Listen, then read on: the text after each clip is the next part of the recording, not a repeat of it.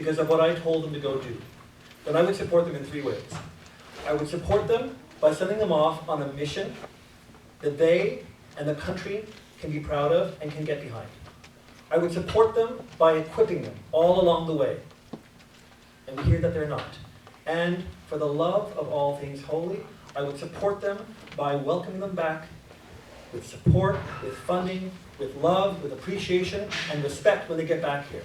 I will never forget that video of those aged veterans who were rebuked 15 seconds. by a minister who has no right to have his name spoken here. Thank you, Mr.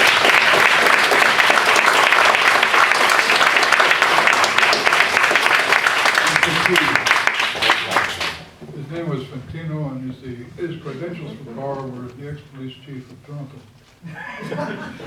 This is who they put to direct the Veterans Affairs. The issue with the veterans, I have published many articles in support of the veterans on my web blog, which you can access, or you can visit our party website, mlpc.ca. The veterans are not empowered to speak on their own behalf. They're humiliated, they're driven out, and now they're campaigning the BC. Secondly, who are the veterans? Merchant mariners for 50 years were denied benefits by a succession of liberal and conservative governments. Third, all those who fought in Spain against fascism 15 seconds. were also denied the status of veterans. At the end of the day, the order of the day is actually to establish an anti-war government so there are no more veterans. That's time, Mr. C.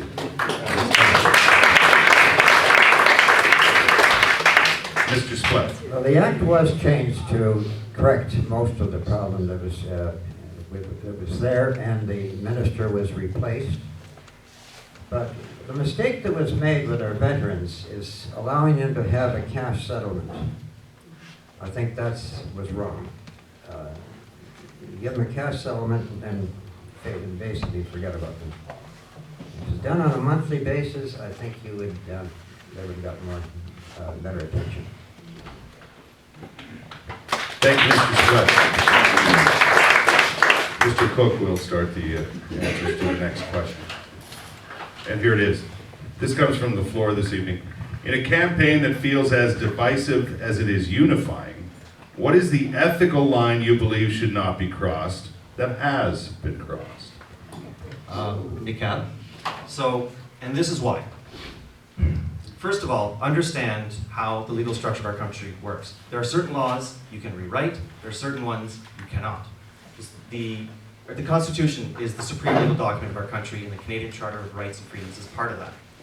Now, as parliamentarians, when we get elected, we can pass all kinds of laws, but it is up to the Supreme Court of Canada, the entire judicial system, to decide how to interpret those laws.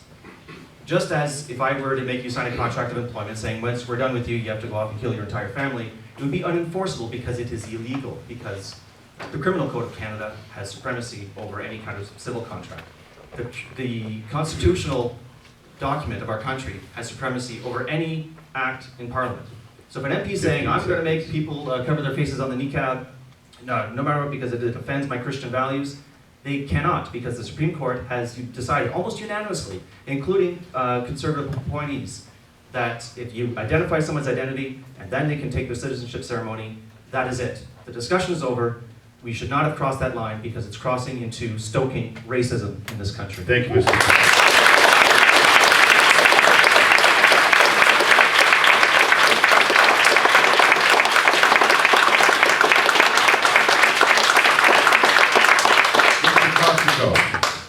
That's a hard one to follow. I admired how he deliberated on that. It was a good point. But for me, it's down to basic. Like what really pisses me off. Sorry the term. It's just like when candidates just talk about personal against the opponents. When there's mudslinging, or it comes down to personalities. I grew up in a society, or I grew up in a scenario where in which if there's somebody who sells me a product which is good, and he sells it on the basis of the what this product is all about, I buy that product. But when somebody tells me about how bad the other 15 product is, seconds. no matter how good it is, I'll reject that. That's how I would want us to be, as how do you call this? All this exercise that we're going through right now. Thank you. Thank you, Mr. Cosico. Mr. Devine. I really like Jean-Luc Cooke. And this is going to be the second time during this campaign that I want to echo a lot of what he said. So I'm a playwright, and the last play I wrote is about the most famous negative ad ever made. And I've researched and studied that play for a long time, and I've researched the effect of psychology and emotions on voters. And voters are impacted mostly by two emotions, hope, which I'm here for, and anger. Those are the two emotions. And a few weeks ago when Mr. Harper was losing, he called up his Australian chum, Lyndon Crosby, and said, come on over here, help me win this election. And since then, we've seen a whole lot of anger in this country. And the ethical line got crossed when this country became about something that is foisting up anger. I was campaigning the other day with Shabir Chaudhry, my volunteer, and a conservative voter said to my face that he's going to support Harper. I said, well, what do you like about Mr. Harper? He says, I don't like Muslims. He said it to my face, and he said it without a shiver of doubt. It has become legitimized. And the ethical line got crossed 3 days ago in Montreal when two teenagers pushed over a pregnant woman and ripped off her hijab, and they think that's okay. That's time.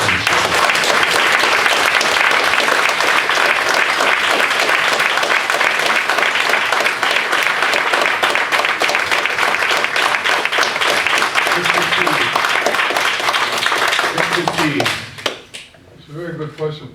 I think the ethical line was crossed a long time before. In terms of this current election, it's when the Harper Conservatives launched these vicious attack ads against the leader of the Liberal Party. This set the tenor of the elections. That is, the lowering of political discourse has become the norm, and it's followed by all parties with their myths and their pseudo claims. Yes, what my compatriots have said on the question is right, but they don't deal with the refugee question. It's like refugee question was flavor of month before. Harper government is the most cynical on that, but equally cynical is to say you're pro-refugee and pro-war. To call for humanitarian aid as a solution to refugees is like putting a Band-Aid while you're firing a gun. Thank you, Mr. That Singh. to me is crossing the ethical line. Thank you, Mr.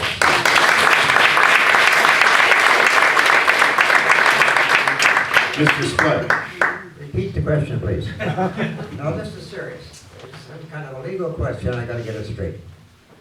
In a campaign that feels as divisive as it is unifying, what is the ethical line you believe should not be crossed that has been crossed?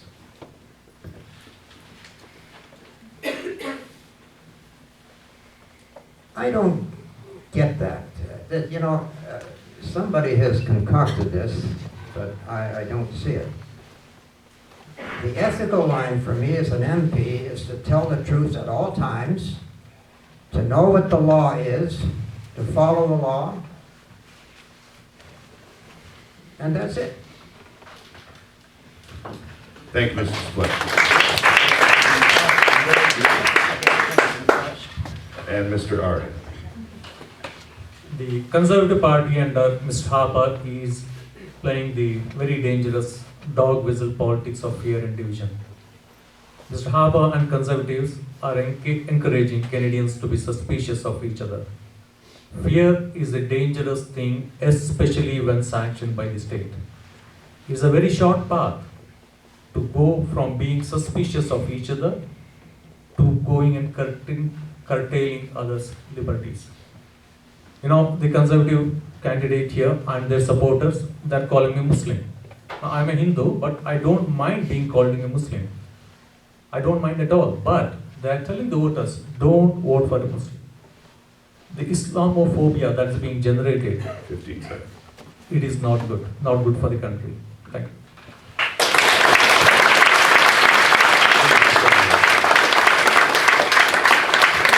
The next question, Mr. Cosico will answer first.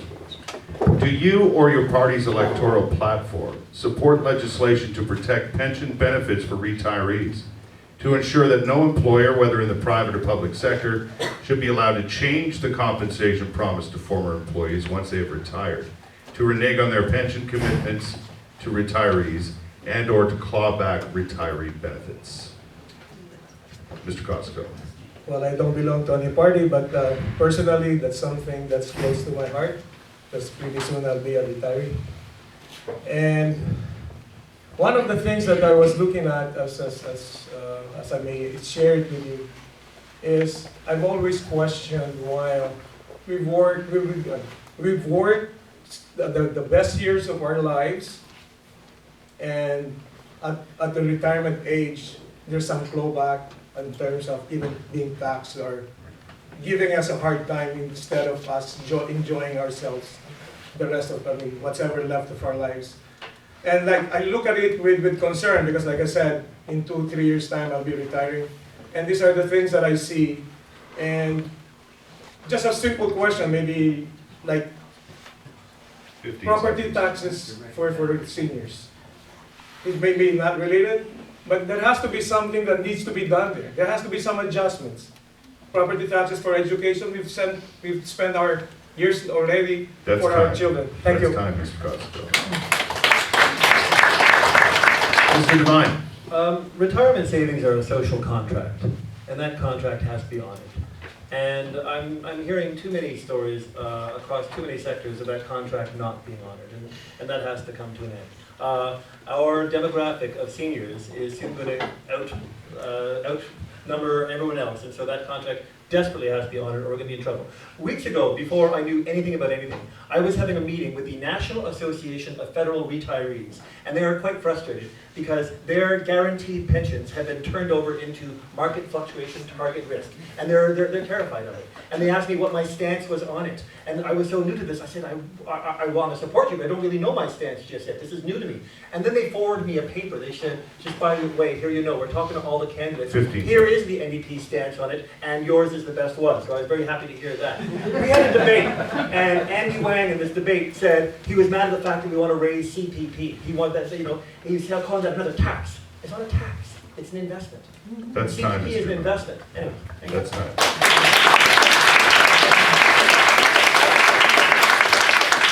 Mr. C.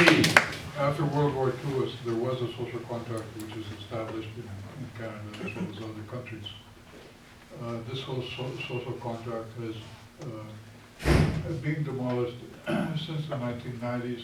The spearhead of this was Paul Martin under the Liberal government. Harper government has simply carried through.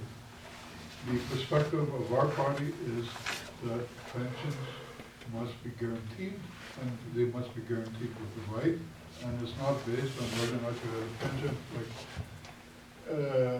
how many millions of people in Canada have worked in unorganized enterprises who do not have pensions. So it is a right. So we must affirm ourselves in the elections by voting Marxist-Leninists to achieve these rights. They will not be 15 given seconds. by one promise or another from any of these parties. Thank you. Thank you, Mr.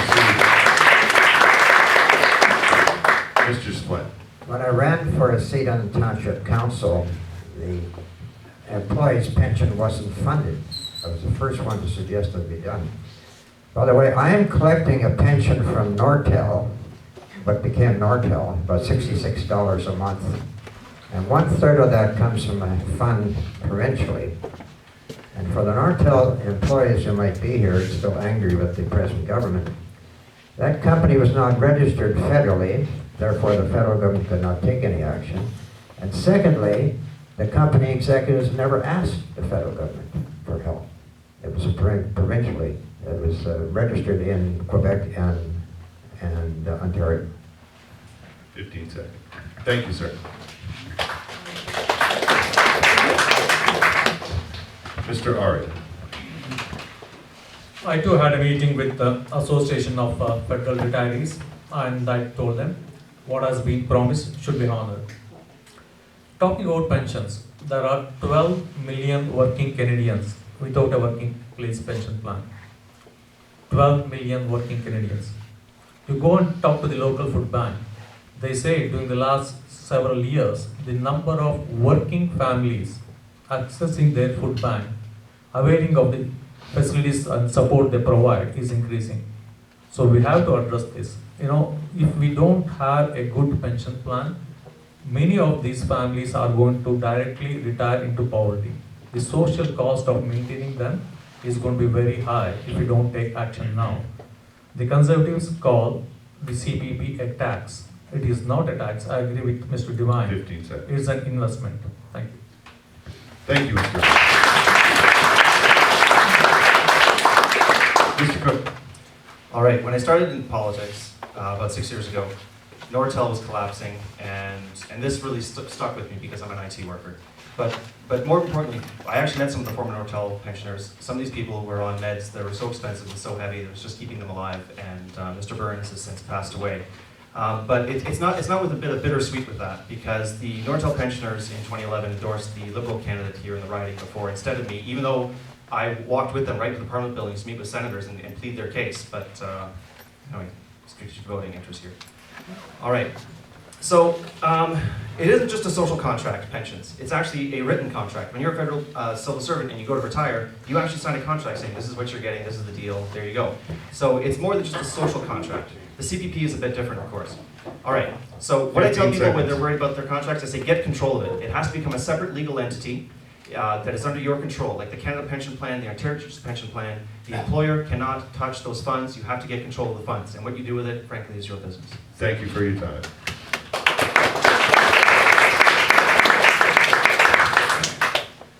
Our next question, ladies and gentlemen. What would you do to roll back the attack on civil liberties represented by Bill 51?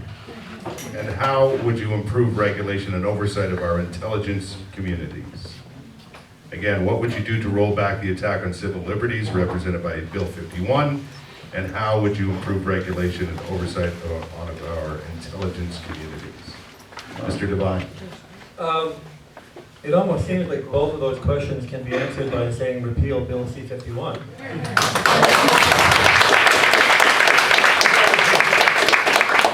That question is set up for a Liberal candidate to answer. Because that question is framed of, what are you going to do when you have this bill to promise the oversight? Well, the NDP has made it categorically, we won't have to worry about the oversight because we're not going to have the bill. And that's first and foremost. That's a bill that the majority of Canadians do not want. It's a bill that's being sold as something other than what it really will be. So we will repeal it. We'll rip it up. And this is another instance where there's a stark contrast between the NDP and the Liberal Party. They have said categorically that Mr. Trudeau voted in favor of that bill. And we all know that so many Liberal candidates ripped up their membership at that point there. And then he said, we will propose amendments to that bill. Does anybody here know what the amendments are? No. We don't know what the amendments to the bill are. So in other words, he's voting for the bill. So what are we going to do? We're going to rip it up. Thank you, Mr.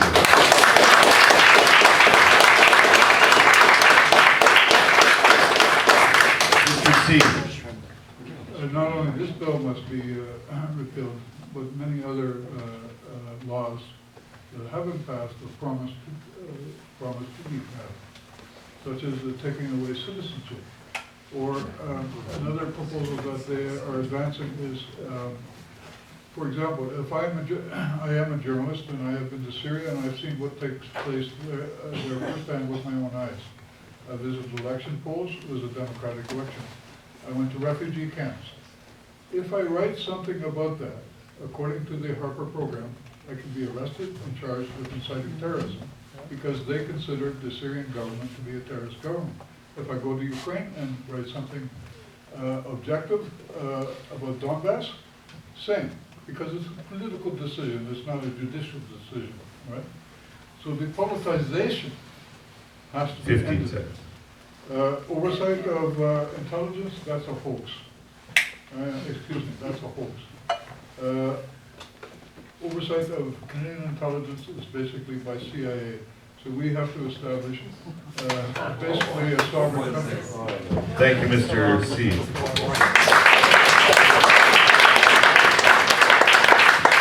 Mr. Splett.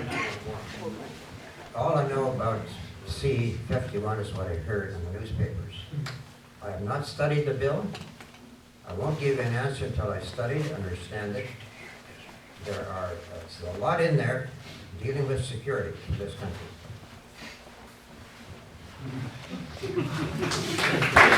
Thank you, Mr. Splett. Insecurity. Mr. Arya. When C-51 was being developed in Parliament, in the committee, the NDP members of Parliament ganged up with Conservatives to vote down every single amendment proposed by the Liberal members there. We did vote for C-51, but we have also promised that we are going to review. There are some aspects in the bill that are required immediately. However, we have made it very clear that once we get into power, we are going to review. We are going to bring political oversight, like many other friendly countries of ours they do. And we are going to insert a sunset clause for review. So that is our promise. In some sections in the writing here, the provisions of C-24 has been clubbed. People are being misrepresenting that the C-24 is part of C-51. We are totally opposed to the second-class citizenship tag that has been created under the C-51 too. Thank you. Thank you for your time. Mr. Cooke. All right, massive subject. I will try and cover it as fast as I can. Thank you, Mr. Splett, for not commenting on a bill you haven't read. I've actually read it. I stayed up far too late one night reading this wonderful thing. Harkening back to what I mentioned earlier, the Constitution is the supreme legal document of our country. There are specific sections within C-51, I think it's section 42, that deals with the CSIS Act, making amendments to the CSIS Act saying basically your Canadian Charter of Rights and Freedoms are subject to ministerial discretion. First of all, that's impossible. So basically this legal document is now void, and it does have to be thrown out. The Supreme Court of Canada, I'm sure, communicated this to the government beforehand, as the Supreme Court often does, including for Supreme Court of Canada appointments. But of course, these communications are often kept in confidence because they're trying to advise the government on what bills to pass. They obviously ignored it. All right, corrections. What do you put in place instead of Bill C-51? There's a notion of surveillance versus analytics. I think analytics can be used for intelligence agencies to be brought towards judges to get a warrant to do further investigation. And I'm out of time. Thank you.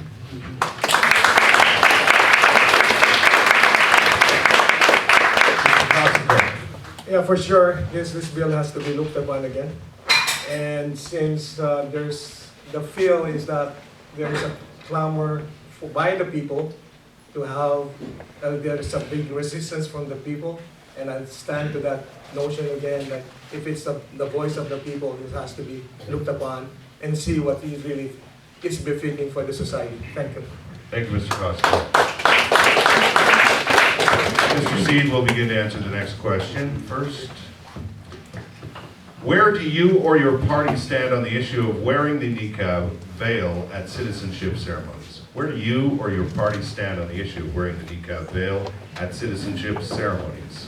Mr. Seed. First of all, this is not an issue. This is a concoction. Why are we even discussing this question?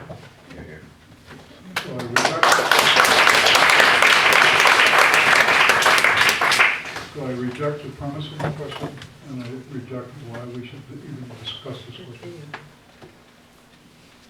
The state has no business interfering in matters of conscience. This is not an attack on Muslims. It's an attack on the collective social consciousness of Canadians. This is not a question to be debated.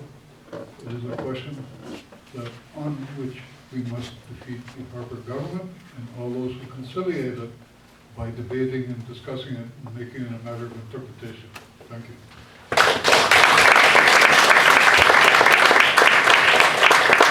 Mr. Splett. I have worked in Saudi Arabia and have a fairly good understanding of the background.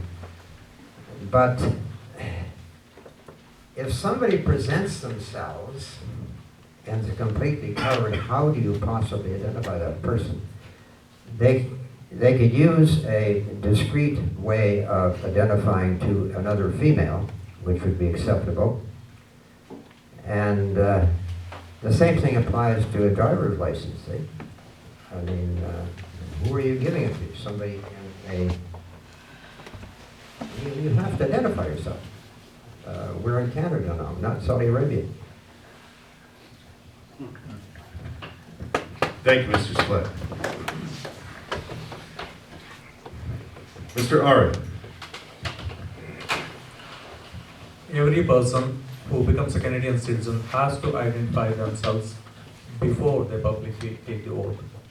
This identity is proved only then the person is called in to publicly swear.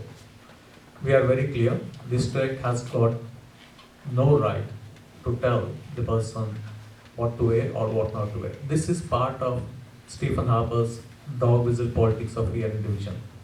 He's showing this to create a wedge issue to get back into power. Thank you. Thank you, Mr. Arya. Mr. Splett. We have gendered washrooms, we have gendered pat-down rooms at airports. Really the solution with niqab at the citizenship ceremony has been solved, as Mr. Arya has explained. It involves the very expensive involvement of a room with a door and a female official. There was a time in this country when wearing hats indoors was considered an insult and considered unchristian and unacceptable.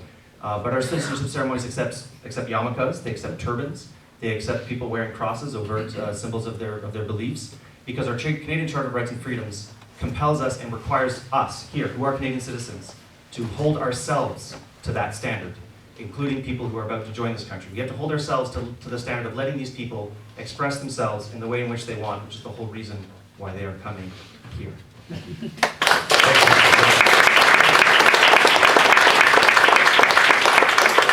Cosico. This is a very contentious topic, and I agree with the gentleman there. It's we're spending so much time on this issue. But anyway, I'll put my 2 cents worth of it. I came here to Canada, and I'm thankful for the Canadians to accept me as an immigrant. And I came here with the notion that I will follow the Canadians and not force them to change their ways. No offense to the Muslims or whatever traditions that you have, but when you come to a country or you go to my house, if you have to take off your shoes, you take off your shoes. I mean, I'm not trying to give a definite answer, but that is, I mean, it's just, I think it's just basic logic or common sense. I mean, like Mr. Steve said, you take a picture ID with that slip. I mean, I think that's not acceptable. Of course, it's acceptable that the identity was proven. Then, of course, and it's not, again, the society has to agree. Let's have a discussion with this, not the politicians, not the political parties. Thank you, Mr. Cosico. Thank you. Mr. Devine. You know, we all know this. By simply even having this conversation, we're fueling the fire for the Conservatives, and regrettably, the Bloc Québécois. So we're doing them a favor by having this conversation, but since the question's been asked.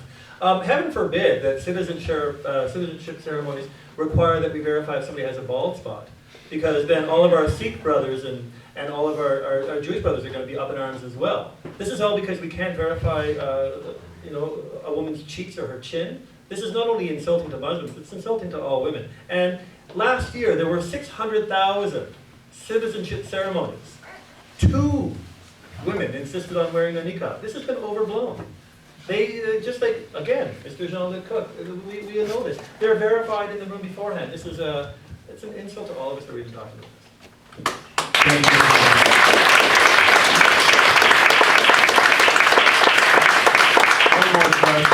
One more question from the floor, from our emails and so on, before we get to our final statements.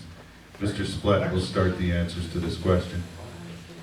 Mr. Splett, what to do with the CBC?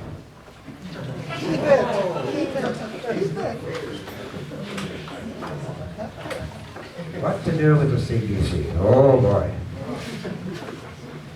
It is a crown corporation that runs pretty much independent. So independent that didn't cover the leaders' debate, the last leaders' debate in Toronto. You know, the taxpayers are paying for it. What we need to do with the CBC is gradually, very carefully, move it out of the government ownership to private ownership and A good way of doing this, if you want to support the CBC, you should be putting your money there and get a tax break on it. But it is unconscionable 15 seconds. that a government agency gets tax money from the other TV stations to pay for its operation. That's got to be changed. Thank you, Mr. Splett.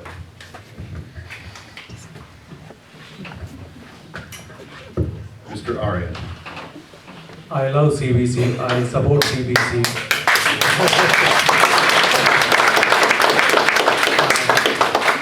Very simply, Liberal Party has announced that it's going to restore funding to CBC. Thank you.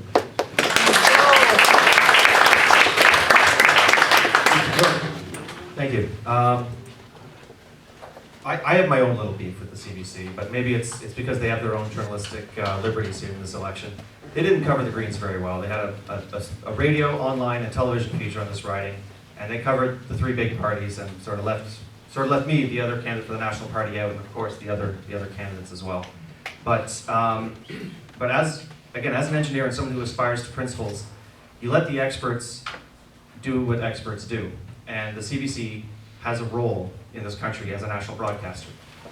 We need to restore funding. The Green Party's been calling for it for decades, well, 2 decades exactly.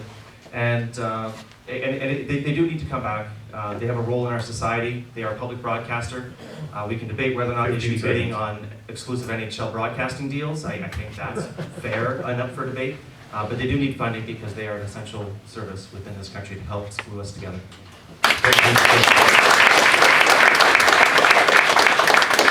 Mr. Cosico. Yeah, I agree with Mr. Cooke here, like it has to be kept alive. Having said that, because I came from a country where media was controlled, and at least I can see CBC has been at least very neutral as I see it, and that is something that our society needs. Again, I've seen a controlled media. I came from an authoritarian dictatorship, and that's why I can see the contrast. So my vote goes for the CBC. Thank you.